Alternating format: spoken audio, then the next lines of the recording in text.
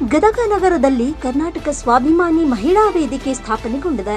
ವಿಜಯಲಕ್ಷ್ಮಿ ಅಸೂಟಿ ಅವರು ಈ ಸಂಸ್ಥೆಯ ಸಂಸ್ಥಾಪಕ ಅಧ್ಯಕ್ಷರಾಗಿದ್ದಾರೆ.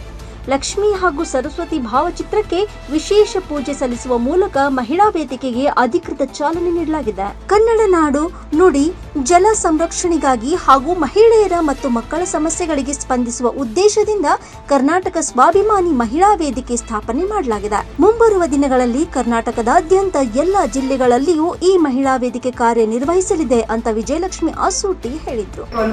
ತಲೆಗೆ ಬಂದಾಗ ಈ ಥಾಟ್ಗಳು ಇರುತ್ತೆ ನನಗೆ. ಮೇಡಮ್ ಅವ್ರಿಗೆ ಡಿಸ್ಕಸ್ ಮಾಡಿದೆ, ಮೇಡಮ್ ಅವ್ರಿಗೂ ಮಾಡಿದೆ, ಮತ್ತೆ ಇವ್ರಿಗೂ ಹೇಳಿದೆ, ಎಲ್ಲರಿಗೂ ಹೇಳ್ಕೊತ ಬಂದೆ. ಈಗ ಮಾಡಿದ್ರೆ ಹೆಂಗ್ರಿ ಮೇಡಮ್ ಅಂತ ಹೇಳಿ ಎಲ್ಲರೂ ಸಪೋರ್ಟಿವ್ ಆಗಿದ್ರು. ಮಾಡೋಣ್ರಿ ಮೇಡಮ್, ಅದ್ರಾಗ ಏನೈತಿ, ಈಗ ಎಲ್ಲರೂ ಬೆಳಿತೀವಿ, ಎಲ್ಲರೂ ಕೆಲಸನೇ ಮಾಡ್ತೀವಿ ಅಂದಾಗ ಇಡೀ ಕರ್ನಾಟಕ ರಾಜ್ಯದೊಳಗೆ ಯಾಕೆ ರಾಷ್ಟ್ರೀಯ ಅಂತಾರಾಷ್ಟ್ರೀಯ ಮಟ್ಟದೊಳಗೂ ನಾವು ಬೆಳೆಯೋಣ ಅಂತ ಎಲ್ಲರೂ ಸಾಥ್ ಕೊಟ್ಟಾಗ ಇದು ಒಂದು ಕರ್ನಾಟಕ ಸ್ವಾಭಿಮಾನಿ ಮಹಿಳಾ ವೇದಿಕೆ ಹುಟ್ಟಿಕೊಳ್ತಿದೆ. ಇವತ್ತು ಈ ಒಂದು ನಿಟ್ಟಿನೊಳಗೆ ನಾವೆಲ್ಲರೂ ಸೇರಿ ಖುಷಿಯಿಂದ ಇದು ಒಂದು ಮುಂದುವರ್ಸ್ಕೊಂಡು ಹೋಗೋಣ. ಅದ್ರ ಜೊತೆಗೆ ಎಲ್ಲರೂ ಸಾಥ್ ಕೊಡಿ ಅಂತ ಹೇಳ್ತಾ ತಮ್ಮೆಲ್ಲರಿಗೂ ಇಲ್ಲಿವರೆಗೂ ಬಂದಿದ್ದಕ್ಕೆ ಧನ್ಯವಾದಗಳನ್ನು ಹೇಳ್ತಾ, ಬಹಳ ಟೈಮ್ ಆಗಿದೆ,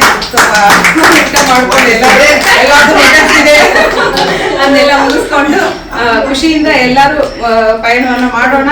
ಇದಕ್ಕೆ ಚಾಲನೆಯನ್ನು ಕೊಟ್ಟಿದ್ದಕ್ಕೆ ಎಲ್ಲರಿಗೂ ನನ್ನ ಕಡೆಯಿಂದ ಹೃತ್ಪೂರ್ವಕವಾದ ಧನ್ಯವಾದಗಳನ್ನು ಹೇಳ್ತಾ ಹೇಳಿದ್ರು. Rise of news, Gadag.